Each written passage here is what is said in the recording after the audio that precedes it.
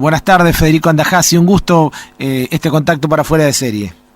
El gusto es mío, ¿cómo estás? ¿Todo bien? Bueno, muy bien. Bueno, Federico, y a poco tiempo ya de participar del evento por los 10 años de la Fundación Libremente que va a ser en la Sociedad Francesa a las 19:30 horas, así que esto es como la antesala de lo que va a ser ese importante evento. Y bueno, le queríamos preguntar básicamente cómo fue ese tránsito en su formación educativa inicial más ligada a principios comunistas hacia otros principios liberales. Bueno, a ver, yo creo no haber cambiado tanto.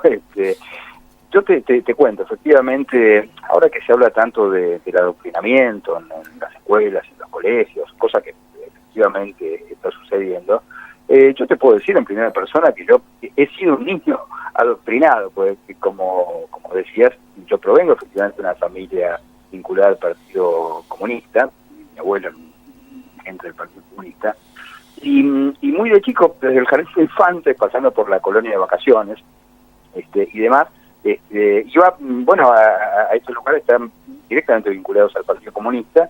Es muy gracioso, lo veo ahora a la distancia y no puedo menos que reírme. Yo tenía 8 o 9 años y nos hacían cantar la Internacional en varios idiomas. Los actos de fin de año eran la caída de Salvador Allende. En fin, cantábamos las canciones de la Guerra Civil Española. Esto lo digo, por supuesto, sin ningún dejo de reproche. Es más, yo me llamo Carlos Federico por obvias razones, ¿no? Carlos por Marx y Federico por Engels, pero insisto, no le reprocho nada a mi padre, a mi abuelo, estaban convencidos de eso. Hay que ponerse también en el lugar de ellos. Mis abuelos maternos que eran judíos que tuvieron que escaparse de Europa, en principio por los pogroms y después, bueno, por los hechos que todos conocemos. Claro, ellos tenían digamos, en su vivencia, en su experiencia, esa figura de Stalin liberándolos, digamos, de las huestes de Hitler, ¿no? Quiero decir, me parece comprensible. Ahora también me parece comprensible que las cosas cambiaron muchísimo. Yo no me definiría como un liberal en principio. En primer lugar, evitaría definirme. Creo que el gran problema que tenemos en este país son justamente los prejuicios. Me parece que cuando uno se esfuerza, digamos, en adherir a un dogma, en adherir a cuestiones que tienen que ver con la ideología, ¿no? Y no con la política. Recordemos que la ideología, digamos, atenta contra la política. Bueno, creo que eso es el gran problema que tenemos los argentinos. Me parece que somos víctimas de los prejuicios y no hay mal mayor que el prejuicio, que es aquel que nos impide pensar libremente y exentos de dogmas y preconceptos. Federico, ¿qué tal? Agustina Henrich te saluda. ¿Cómo estás? ¿Cómo estás, Agustina? Volviendo a eso que decías de los preconceptos y de pensar libremente. En Argentina somos como una veleta de la opinión pública y todos los días pasamos de la desilusión al desencanto, incluso dentro del mismo día. Ya no es que se nos pasa de 24 horas. ¿Qué autocrítica tendremos que hacer como sociedad? ¿Qué es lo que nos pasa? Sí, es cierto lo que decís, es cierto, estoy completamente de acuerdo. Mirá, a ver, me parece que hay que tratar de mirar la historia con una perspectiva un poco más larga y más lejana. Muchas veces nos dejamos caer, digamos, en la mera coyuntura y eso nos impide ver los procesos que suelen ser bastante más largos de lo que uno imagina. A ver, yo creo que lo que te decía antes, que hasta tal punto nos encandilan, digamos, las ideas, ese mundo platónico de las ideas por sobre la realidad, que muchas veces nos impide ver efectivamente lo que sucede, ¿no? En el día a día. O fíjate, cosa que yo seguí muy de cerca el proceso venezolano, porque yo todos los años viajaba a distintos países de América Latina a presentar mis libros y todos los años viajaba, por supuesto, a Venezuela.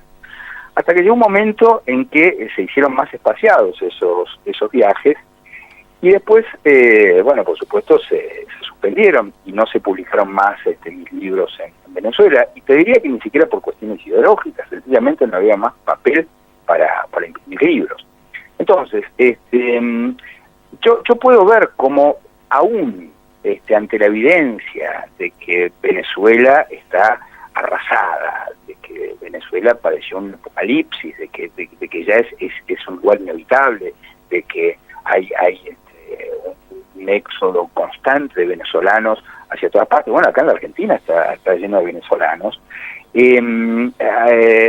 La inflación casi ya de 6 dígitos, un sueldo en Venezuela es de $1. Bueno, ante esa evidencia, sin embargo, hay quienes se niegan a verlo, y se niegan a ver sobre todo que Argentina estaba encaminada hacia ese rumbo, ¿no?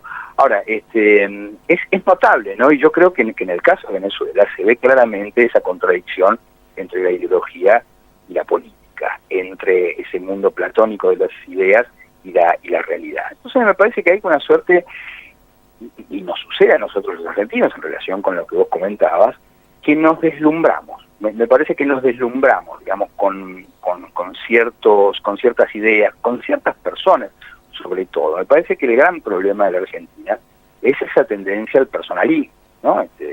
Que ni siquiera te diría que se inicia con Perón, sí se profundiza, por supuesto, pero viene de una larga tradición.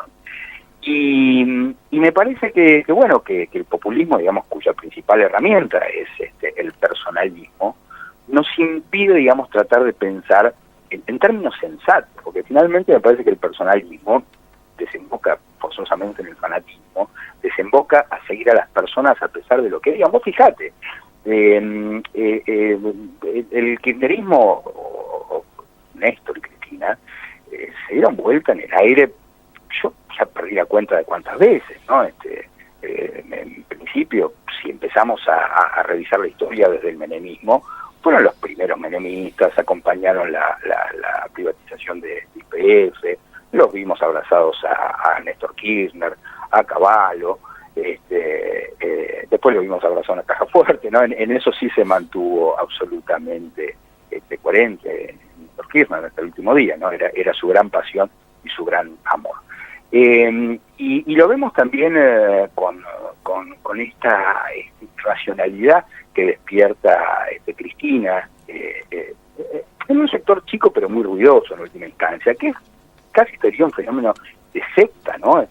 Y en este momento donde se ve, digamos, un proceso de disolución del kirchnerismo, ya tiene casi los visos de una secta apocalíptica, ¿no? Donde están impedidos de ver esta cantidad de cosas que todos vimos, digo, te mencionaba, desde Néstor tiene abrazado una Caja Fuerte que como figura es muy dura, pasando por el hijo de Lázaro Báez contando plata delante de cámaras, López tirando bolsos en el convento, el afer de los cuadernos, y nada de esto, digamos, parece entrarle por los sentidos a esta gente, insisto, ¿no? Que está cegada por el personalismo. Es notable, es un fenómeno que como psicólogo, digo, lo entiendo, porque, bueno, ya hace mucho tiempo, esto, bueno, lo teorizó Carl Schmitt en su momento, ¿no? Y por supuesto lo trabajó muchísimo Freud en psicología de las masas y análisis del yo. De modo que no me sorprende la técnica, no me sorprende que sea eficaz, pero no deja de ser sorprendente que esto todavía suceda. Y, o sea, que hoy seguimos teniendo un personalismo. ¿Vos crees que seguimos así o que pasó un poco con la era Cristina el tema? Al contrario, yo creo que en este momento este gobierno encuentra su defecto en el mismo lugar que la virtud. Me parece que efectivamente es un gobierno que no apela de ninguna manera al personalismo. Macri no es un líder carismático, ni pretende serlo, ni mucho menos. Este es un gobierno que no tiene fanáticos, tiene seguidores, tiene votantes que pueden llegar a ser muy críticos, pero quiero decir, bueno, yo hice público mi voto a Macri cuando fueron las elecciones presidenciales, pero eso no quiere decir que uno prescinda de la virtud de la crítica, ¿no es cierto? Claro. De modo que yo creo que es un gobierno que saludablemente no despierta fanatismos y no pretende hacerlo, y no pretende volcar gente a las calles, y no pretende ser lo que se llama, digamos, un gobierno de masas, entendiendo las masas, digamos, como parte de sujeto de uso por parte de la política. Federico, en un momento lo escuché decir que los escritores son personas que han fracasado, y me pareció muy interesante. ¿Nos podría explicar básicamente qué quiso decir con esto?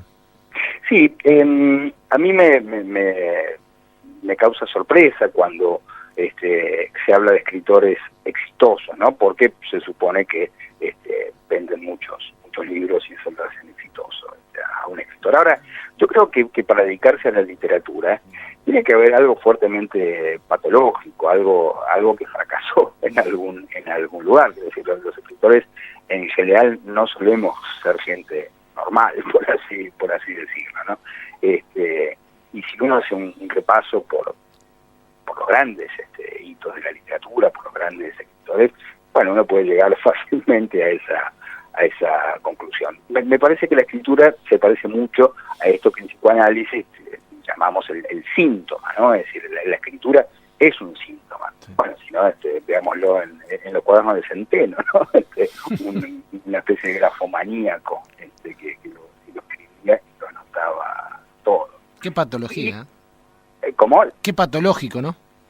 Sí, totalmente, ¿no? Y es notable porque no deja de ser interesante que todo este edificio, ¿no? de papel finalmente, porque eran billetes acumulados, quién sabe dónde estarán ahora, ¿no? Sin otra función más que el fetiche de ver billetes, porque digo, no era gente que se diera grandes lujos, ni mucho menos. Bueno, que esa enorme torre de papeles de billetes haya sido demolida por un tipo que se dedicaba a escribir, por 8 raquíticos cuadernos que pudieron demoler ese edificio de billetes demencial, porque esa acumulación de dinero físico además, ¿no?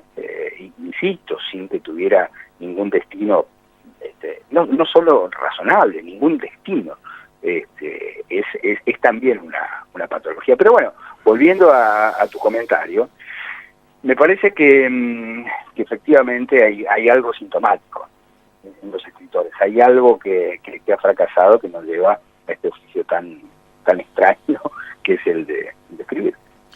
Federico, bueno, finalmente estamos a poco tiempo ya de la charla en conmemoración por los 10 años de la Fundación Libremente. Le quiero preguntar por sus expectativas y sobre todo sobre qué ejes va a tratar su charla. Mira, en primer lugar déjame decir que yo tengo un lazo de afecto muy fuerte con San Nicolás. En primer lugar mis mejores amigos son oriundos de San Nicolás. Pero al margen estuve en la Feria del Libro ya hace varios años y conozco a los lectores y tengo vínculo a través de las redes sociales. Para un escritor siempre es un hecho muy conmovedor encontrarse con los lectores, porque claro, cuando escribimos, a diferencia de con los actores o con otros artistas que tienen un contacto inmediato con el público, nosotros no conocemos a la cara del lector. Entonces, bueno, cuando esa entelequia que para nosotros el lector se hace realidad, no deja de ser un momento de comunión realmente muy intenso. Además, a mí me gusta mucho conversar con la gente. Hacia el final de la charla me gusta recibir preguntas, comentarios. Y quien tiene la última palabra en la literatura no es el autor, sino el lector, ¿no? Que cierra el libro y le da la interpretación a ese texto es el lector, así que estamos indefectiblemente en sus manos. Federico, muchísimas gracias por el contacto. Esperamos ansiosos la charla entonces el jueves y bueno, agradecerte nuevamente por estar acá y por supuesto que lo esperamos siempre que quiera venir a la ciudad. Es un gusto enorme estar allá y haber hablado con ustedes, así que un abrazo grande y bueno, seguimos en contacto. Gracias. Chao, hasta luego, Federico.